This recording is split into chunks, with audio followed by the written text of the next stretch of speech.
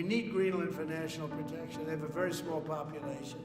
The president called me and asked me if I would help our great Secretary of State Marco Rubio out, and he is doing a phenomenal job. Adegan-adegan yang Anda saksikan ini terjadi menjelang akhir tahun 2025, sebuah periode ketika fondasi hubungan transatlantik mulai menunjukkan retakan yang belum pernah terlihat sebelumnya. Untuk pertama kalinya sejak Perang Dingin, salah satu sekutu NATO paling setia menghadapi ancaman eksistensial, bukan dari Moskow atau Beijing, melainkan dari Washington. Presiden Amerika Serikat, Donald Trump, kembali menghidupkan proyek yang sempat terkubur pada 2019. Namun kali ini, langkah tersebut tidak lagi dibingkai sebagai rencana pembelian atau perluasan pengaruh, melainkan sebagai upaya yang secara luas ditafsirkan sebagai langkah menuju aneksasi Greenland dengan dalih perlindungan nasional Amerika Serikat. Keputusan ini segera berkembang menjadi krisis diplomatik berskala global. Trump menunjuk Gubernur Louisiana, Jeff Landry, sebagai utusan khusus untuk mengintegrasikan Greenland ke dalam Amerika Serikat. Penunjukan ini memicu gelombang kepanikan diplomatik yang merambat cepat, dari Copenhagen ke Stockholm, lalu ke Brussels dan Paris. Waktunya bukan kebetulan.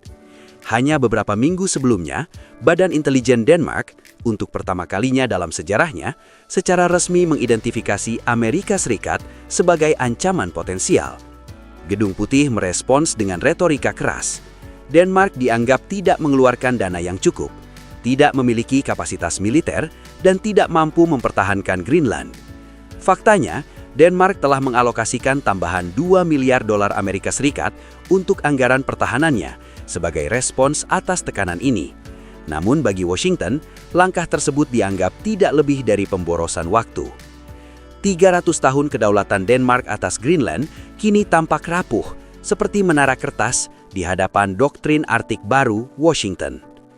Amerika Serikat memandang Greenland bukan sebagai wilayah otonom, melainkan sebagai aset strategis, sebuah kapal induk raksasa di Arktik untuk menghadapi ekspansi Rusia dan Tiongkok di kawasan tersebut.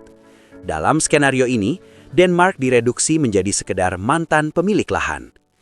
Ketegangan meningkat dengan kecepatan yang mengejutkan. Perdana Menteri Denmark dan para pejabat Greenland meninggalkan bahasa diplomasi yang halus dan menyampaikan pernyataan tegas. Anda tidak dapat mencaplok negara lain. Gedung Putih mengabaikannya. Jeff Landry, dalam pidato publik pertamanya sebagai utusan khusus, secara terbuka menyatakan bahwa menjadikan Greenland bagian dari Amerika Serikat adalah tujuan yang jelas, bahkan suatu kehormatan. Sementara pernyataan politik bergema, data lalu lintas udara dan darat menunjukkan realitas lain. Aktivitas militer di sekitar pangkalan udara Thule meningkat, memperkuat kesan bahwa ini bukan sekedar manuver retorika atau janji kampanye, melainkan kebijakan negara jangka panjang. Pejabat Greenland mengeluhkan kurangnya transparansi dan minimnya informasi, memperdalam retakan diplomatik, dan menumbuhkan persepsi bahwa keputusan besar sedang dibuat tanpa keterlibatan pihak yang terdampak langsung. Dampaknya meluas ke seluruh Eropa. Kekecewaan dan rasa pengkhianatan tidak hanya dirasakan di Copenhagen, tetapi juga di Brussels, Paris, dan Berlin. Pernyataan Presiden Komisi Eropa, Ursula von der Leyen, meskipun disampaikan dengan bahasa diplomatik, mengandung keprihatinan mendalam. Pengingat bahwa integritas teritorial adalah fondasi hukum internasional menjadi pesan yang secara implisit ditujukan langsung ke Washington. Presiden Prancis Emmanuel Macron menegaskan bahwa Greenland adalah milik rakyatnya, sebuah sinyal bahwa Eropa tidak berniat membiarkan Denmark berdiri sendirian. Dukungan serupa datang dari negara-negara Skandinavia. Menteri Luar Negeri Swedia menyatakan bahwa isu ini tidak dipandang sebagai masalah Denmark semata, melainkan preseden berbahaya bagi keamanan kawasan utara. Jika populasi kecil dan kapasitas pertahanan terbatas dijadikan alasan tekanan diplomatik, wilayah lain di Eropa Utara pun bisa menjadi sasaran berikutnya. Lebih daripada krisis bilateral, langkah Amerika Serikat ini menggerogoti semangat Pasal 5 NATO dari dalam. Ketika satu anggota aliansi mengincar wilayah anggota lain, solidaritas kolektif berubah menjadi skeptisisme dan sikap menunggu, sebuah krisis kepercayaan yang mendalam. Pertanyaannya kini bukan hanya apa yang terjadi di Greenland, melainkan apa yang akan terjadi selanjutnya. Dalam skala yang lebih luas, krisis ini menyentuh inti persepsi Eropa tentang kedaulatan dan hubungan transatlantiknya sendiri. Karena fondasi paling mendasar dari sebuah aliansi adalah rasa hormat terhadap perbatasan satu sama lain. Di balik keheningan diplomatik, perhitungan strategis yang jauh lebih kompleks sedang berlangsung di Brussels dan Paris. Ini bukan lagi sekedar tentang Greenland. Ini tentang kartu apa yang dimiliki Eropa untuk menghadapi pemaksaan gaya America First versi Trump. Beberapa minggu sebelumnya, Presiden Macron melakukan kunjungan penting ke Tiongkok. Secara resmi, tujuannya adalah membujuk Xi Jinping agar menekan Rusia terkait Ukraina. Namun di kalangan diplomatik, agenda lain dibicarakan secara lebih senyap. Uni Eropa masih merupakan mitra dagang terbesar Tiongkok. Foto-foto hangat Macron bersama Xi menyampaikan pesan tersirat yang sangat jelas ke Washington. Jika Eropa ditekan dari barat, dari Atlantik, maka hubungan ekonomi dengan Timur, dengan Tiongkok, dapat menjadi penyeimbang. Inilah bentuk judo geopolitik, melawan tekanan militer dengan kekuatan perdagangan. Ketika langkah Trump menghadapi Greenland meningkatkan tekanan pada Eropa, dialog perdagangan antara ibu kota Eropa dan Beijing mulai diposisikan sebagai alat tawar-menawar terhadap Amerika Serikat.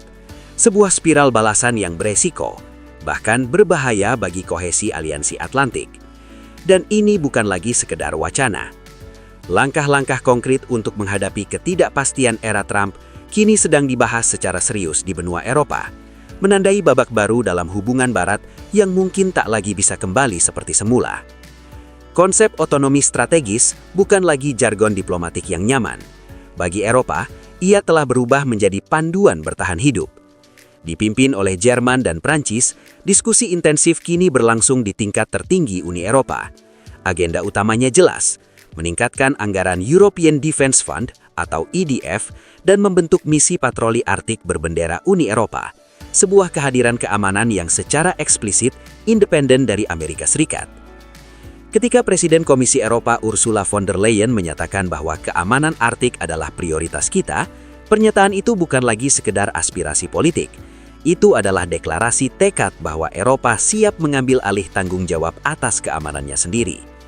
Benua ini sedang bergerak keluar dari periode nyaman, era di mana keamanan sepenuhnya diserahkan kepada Washington menuju fase kebangkitan yang jauh lebih menyakitkan, di mana Eropa dipaksa membangun arsitektur pertahanannya sendiri, dengan segala konsekuensi ekonomi dan politiknya.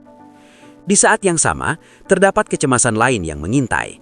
Ketika Eropa berusaha mengurangi ketergantungannya pada Cina, pengalihan kendali penuh atas sumber daya strategis Greenland ke tangan Washington justru beresiko menciptakan ketergantungan baru bagi industri Eropa, sebuah paradoksi yang menimbulkan keresahan ekonomi di seluruh benua. Namun menganggap seluruh rangkaian peristiwa ini semata sebagai ambisi properti Donald Trump atau luapan emosi eksentrik seorang presiden berarti gagal membaca perubahan besar yang sedang berlangsung. Sejarah memberi petunjuk yang jelas. Terusan Panama, dominasi di Karibia, posisi strategis di Gulf Amerika, dan kini Greenland. Amerika Serikat tidak pernah memandang titik-titik ini sebagai wilayah geografis biasa. Bagi Departemen Pertahanan Amerika Serikat, mereka adalah simpul utama dalam sistem keamanan kontinental terintegrasi. Dalam doktrin pertahanan Amerika, terbentang sebuah garis imajiner dari Panama hingga Kutub Utara, sebuah perisai strategis yang dirancang untuk menutup setiap celah yang dapat dimanfaatkan oleh kekuatan eksternal. Meningkatnya fokus terhadap Greenland dapat dipahami sebagai reaksi terhadap potensi kerentanan di sepanjang garis ini, sekaligus sebagai upaya mencegah Rusia dan China membangun pijakan permanen di wilayah tersebut. Dari sudut pandang ini, langkah Washington tidak semata-mata mencerminkan keinginan untuk aneksasi, melainkan upaya memperkuat pertahanan kontinental Amerika sendiri di tengah persaingan global yang semakin brutal. Namun bersamaan dengan itu, kita menyaksikan terbentuknya sebuah segitiga kekuatan yang jauh lebih sensitif dalam keseimbangan dunia. Xi Jinping di Asia, Vladimir Putin di Eropa Timur, dan kini Donald Trump di Barat. Ketiganya dengan cara berbeda, berusaha mengkonsolidasikan titik-titik strategis dalam lingkup pengaruh masing-masing, secara terbuka menantang status quo internasional. Kesamaannya mencolok. Rusia membenarkan tindakannya di Ukraina dengan argumen ikatan historis dan kebutuhan zona penyangga keamanan. China mengepung Taiwan dan Laut China Selatan dengan doktrin bagian tak terpisahkan dari kedaulatan nasional.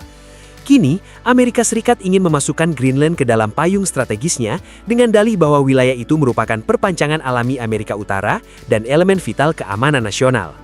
Dunia tampaknya bergerak menuju realitas baru, di mana kekuatan keras dan determinisme geografis kembali menjadi penentu utama, menggantikan idealisme kedaulatan yang selama puluhan tahun menjadi dasar tatanan global. Langkah Trump di Greenland menandai pergeseran besar. Amerika Serikat tidak lagi berperan sebagai polisi global, melainkan sebagai negara adidaya yang semakin berorientasi ke dalam, menempatkan keamanan benuanya sendiri di atas segalanya. Lalu mengapa Greenland? Untuk menjawabnya, peta dunia perlu dilihat melalui dua lensa sekaligus, insinyur pertambangan dan laksamana laut. Greenland bukan sekedar pulau berselimut es, ia adalah brankas strategis abad ke-21. Pemanasan global mencairkan gletser dan membuka Arktik sebagai jalur perdagangan baru.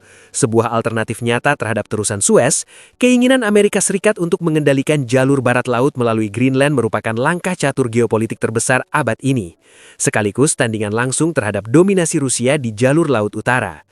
Ketika Trump mengingatkan bahwa kapal Rusia dan China ada di mana-mana, ia berbicara tentang masa depan, Samudra Arktik sebagai Mediterania baru, di mana siapapun yang menguasai gerbang lautnya akan mengendalikan katup perdagangan global.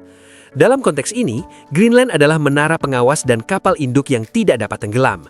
Dimensi geoekonomi menambah bobot strategisnya. Greenland menyimpan cadangan unsur tanah jarang yang belum dimanfaatkan. Potensi alternatif terhadap monopoli China yang menguasai hingga 90% pasokan global. Uranium, neodymium, dan mineral penting lainnya yang terkubur di bawah es adalah fondasi teknologi modern, dari jet tempur F-35 hingga baterai kendaraan listrik. Pernyataan Trump bahwa mineral bukanlah prioritas bisa jadi merupakan pengaburan diplomatik. Tujuan sebenarnya menjadikan Greenland sebagai tangki oksigen teknologi untuk menghadapi pengepungan industri oleh China. Namun dorongan Washington untuk mencapai tujuan ini, bahkan dengan mengabaikan sensitivitas sekutu setia seperti Denmark, menunjukkan bahwa doktrin America First telah berevolusi menjadi America Only. Lapisan berikutnya dalam persamaan ini adalah terbukanya jalur Sutra Kutub. Pemanasan global menciptakan dua arteri perdagangan baru, jalur laut utara dan jalur barat laut, yang memangkas jarak Asia-Eropa hingga 40% dibandingkan Suez. China telah secara terbuka mendeklarasikannya sebagai bagian dari visi Polar Silk Road. Greenland adalah gerbang dan menara kendali samudra baru ini. Dengan kehadiran kuat di sana, Amerika Serikat berusaha membatasi dominasi Rusia dan China di jalur perdagangan masa depan. Siapapun yang menguasai Greenland akan mengendalikan arus perdagangan global berikutnya. Lapisan ketiga dan mungkin yang paling subtil adalah apa yang disebut oleh para analis sebagai kebalikan dari manuver Kissinger. Pada tahun 1970-an, AS menyeimbangkan Uni Soviet dengan mendekati China. Kini terdapat indikasi bahwa Washington sedang mempertimbangkan pendekatan yang lebih pragmatis terhadap Rusia untuk mengisolasi China, yang dipandang sebagai rival utama di Asia Pasifik. Dari sudut pandang ini, Ukraina memperoleh makna baru. Retorika Trump tentang mengakhiri perang dengan cepat dan menjaga dialog dengan Moskow mungkin bukan sekedar soal perdamaian, melainkan bagian dari strategi yang lebih luas, melemahkan poros Moskow-China dengan mengurangi ketegangan di Eropa Timur. Dalam skenario ini, Amerika Serikat mengurangi fokusnya ke Eropa dan mengalihkan energi strategisnya ke Asia Pasifik, Taiwan, Jepang, dan keamanan regional di sana. Rusia mungkin ditoleransi di Eropa, sementara tembok yang jauh lebih kokoh dibangun untuk menghadapi China di Asia. Jika demikian, tekanan terhadap Greenland dapat dibaca sebagai pesan tersirat kepada Moskow. Saya akan duduk di meja Arktik bersamamu, tetapi pertama-tama saya harus mengamankan sisi meja ini. Bagi Eropa, ini adalah skenario paling berbahaya. Benua itu beresiko terjepit di antara dua kekuatan nuklir dengan wilayahnya menjadi alat tawar-menawar geopolitik. Insiden Greenland telah menunjukkan bahwa NATO bukan hanya menghadapi ancaman eksternal, tetapi juga gesekan internal yang serius, sebuah ujian nyata bagi kekompakan aliansi. Greenland berada di titik pertemuan seluruh strategi global ini, mata rantai paling utara dari jaringan keamanan AS dari Panama hingga Karibia, sekaligus menara kendali Samudra Arktik dan jalur perdagangan masa depan. Dari sudut pandang Amerika, aktivitas Rusia dan visi kutub China merupakan resiko langsung terhadap keamanan Amerika Utara. Maka langkah menuju Greenland dapat dilihat sebagai upaya membatasi pengaruh rival dan mengamankan garis pertahanan kontinental, bukan sekedar perebutan wilayah. Namun, keseimbangan antara prioritas keamanan Amerika dan penghormatan terhadap suverenitas sekutu seperti Denmark menjadi semakin rapuh. Yang kita saksikan mungkin bukan niat penjarahan, melainkan perlombaan untuk mengisi kekosongan geopolitik yang tercipta akibat mencairnya es, baik secara harfiah maupun metaforis, dalam tatanan dunia yang berubah. Pada akhirnya, Panama, Ukraina, Taiwan, Greenland, titik-titik yang tampak berjauhan di peta namun sesungguhnya adalah pilar-pilar saling terhubung dari satu arsitektur keamanan global yang sama. Ketika negara-negara adidaya berusaha menata ulang keseimbangan di antara pilar-pilar ini, aliansi lama tak terhindarkan menghadapi definisi dan ujian baru. Lalu bagaimana pendapat Anda? Bagikan pendapat Anda di kolom komentar di bawah ini. Jangan lupa untuk like, subscribe, dan aktifkan notifikasi pada video ini agar tetap mendapatkan informasi tentang perkembangan terbaru dalam perubahan tatanan dunia yang sedang berlangsung. Terima kasih telah menonton, dan sampai jumpa di video berikutnya.